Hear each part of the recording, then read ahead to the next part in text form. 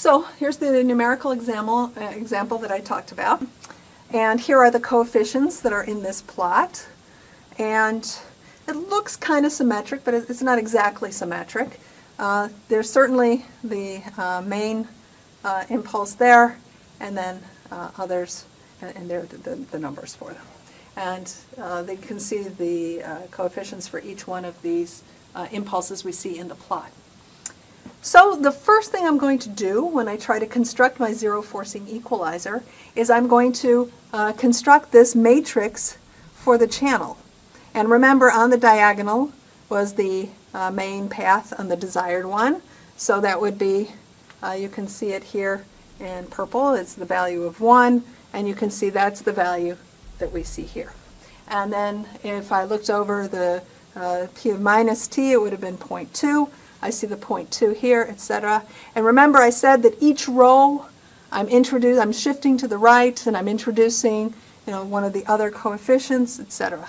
I said I decided here I'm going to just do 3 taps, which is why there's just the 3 columns and 3 rows in this matrix. So one thing I'd like to point out is the structure of this matrix. So you'll notice that all of the values on the diagonal are constant, and that's true for all the subdiagonals as well. Well, it comes directly from the definition of this matrix, the construction of this matrix. I do this shift, and so that sort of assures that I've always got these constants. Now, this form has a name. A matrix that has constants along the diagonals and subdiagonals is called a Toeplitz matrix. And a Toeplitz matrix is interesting because there are all kinds of numerical routines on how to efficiently invert this matrix. So the cost, the computational cost of inverting this matrix is much less than it would be if this was an arbitrary matrix without the structure of having constants on the diagonal. Because remember, the first step to find out what are the coefficients for the zero forcing equalizer is to find the inverse for this matrix. So numerically we can go to MATLAB, find the inverse, and we get this result. And if you recall, when I look at this, I'm going to take this matrix, I'm going to multiply by this delta function in a vector, and the knowledge of the channel gave me the ability to invert this. And when I multiply by it, I'm going to get the filter coefficients, but again, remember, that's just pulling out what is the center column of this matrix. So now I know what filter coefficients to use to equalize this channel. So here it is, the equalizer output, where I've put the coefficients of the terms. And now, of course, I can plug in the values for the channel. And so what will I get in the end? Do I really get my nice delta function? Well, first of all, it's pretty clear that I get the 1 here on the main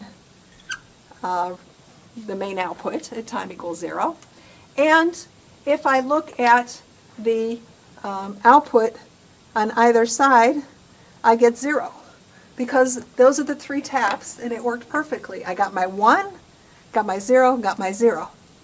Of course, there are going to be influences from the other terms, which I neglected because my matrix was only 3 by 3.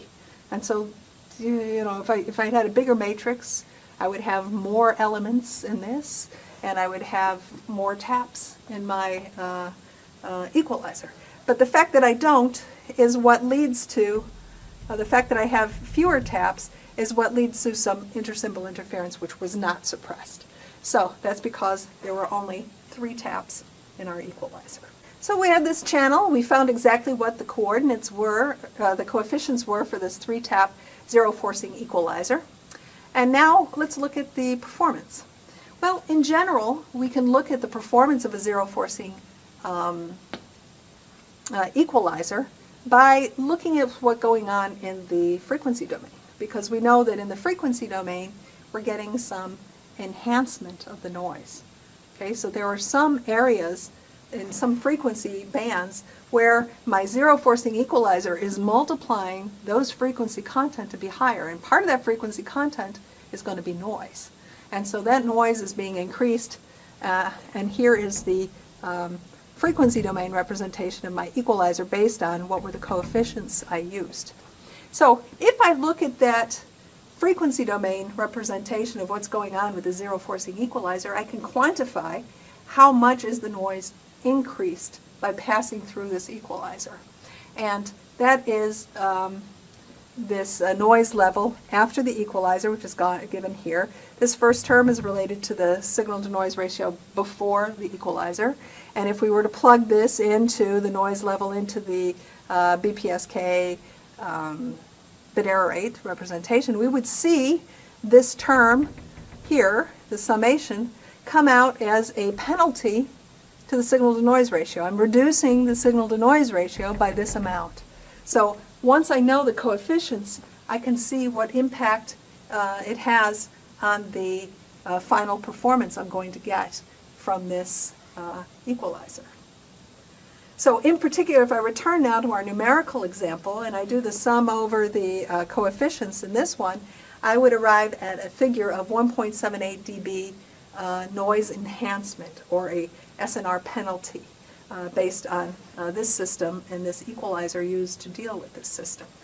So I have managed to zero out ISI in the most, where it used to be the worst, in the closest in, but in doing that I have enhanced the noise. And remember, if I look at the frequency domain, I can see how I'm enhancing the noise. Remember, here is my channel, H of F. I transmit it, my signal gets transmitted, goes through the channel, I arrive at my electronic receiver. My electronic receiver, it's got thermal noise because it's got electronics in it. So it's got noise added to the signal, and of course this introduced ISI. And so now I try to find the inverse of that channel. Zero forcing would be just the exact inverse of this channel. But this inverse is now acting on the noise. So if the noise was flat to begin with, at the top of this yellow curve, we can see that we're adding on to it in certain sections. So we can see that these areas are going to see the noise increased by passing through the equalizer. And it's right when the signal's kind of weak. So the signal to noise ratio is not uniform across the signal. Well, I could always define it to be across the whole signal, but still, in inverting the channel, I have enhanced the noise. And that is why I end up with this penalty for the noise enhancement. Now let's look at this channel, which has deep fades.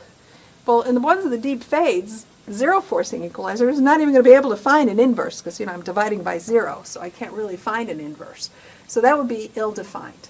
It's like a truncated, approximated as being like really low but not zero, but I'm still going to have severe noise enhancement when I try to push things up when there's no signal. So in conclusion, the zero forcing equalizer involves simple calculations. Right? It's just a tap delay line, very simple structure, and the calculations have to be made are reasonable. We have an inverted matrix, it's Toeplitz matrix, that helps. It's very effective for high signal to noise ratio.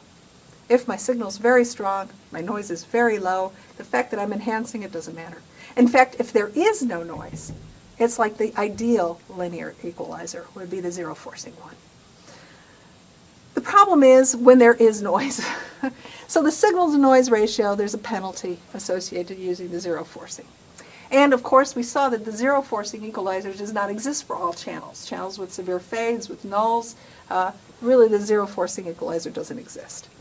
And in the case of some of these channels where there are deep fades, maybe not completely to zero, but those channels will have very high loss when we try to implement the zero forcing equalizer. So let's go on with a couple more examples for zero forcing. In this case, I want to take 3 different channels to try to give you a feeling for how zero forcing is going to work in different environments. So there are 3 channels. Down here at the bottom, I've got the impulse responses. You have the number of taps on each one of this tap delay line model of the channel, and then I have plotted up here the frequency response. So I just go into MATLAB, take all these coefficients, and plot the FFT of them. you might think that, oh, the blue has got lots of longer memory, it's got lots of taps in it. But when I look in the blue, well, when I look in the frequency domain, I'm thinking, man, this channel doesn't look too bad. It's pretty flat, and it dips a bit at the end, but not too much. So this, when I look there, when I say, when I'm going to find the inverse of this, it's not going to enhance the noise too much. Then I look at that pink one, the third one, channel C, and I say, oh boy, here's this deep null. When I try and find the zero forcing equalizer, I'm going to get some terrible results in that null. So I'm thinking I'm going to have trouble with that. Red, well, it looks a little better, but it also goes here. You can think about this null as maybe just as deep as this one. So when I'm looking here at the impulse response, it's hard for me to tell what's going on, which is why we really turn to the interpretation of forcing it to be ISI 0 as being the equivalent of inverting the channel frequency response, because inverting the channel frequency response, we get a lot more intuitions what's going on. So, find the inverse of the channel, force the ISI to 0. They're saying the same thing, just one is describing what's going on in the time domain, the other one is describing what's going on in the frequency domain. So those are our two interpretations of the zero forcing equalizer. And of course, the idea of inverting the channel we can see in this illustration. Performance. So here I put up here the colors, which channel is which, and you can see that on the blue channel, I get a pretty good bit error rate. It looks like it's pretty close to the eliminating all of the ISI. Here, there might be a little penalty, but it's probably not very big. But we can see there's a big penalty for both of those channels.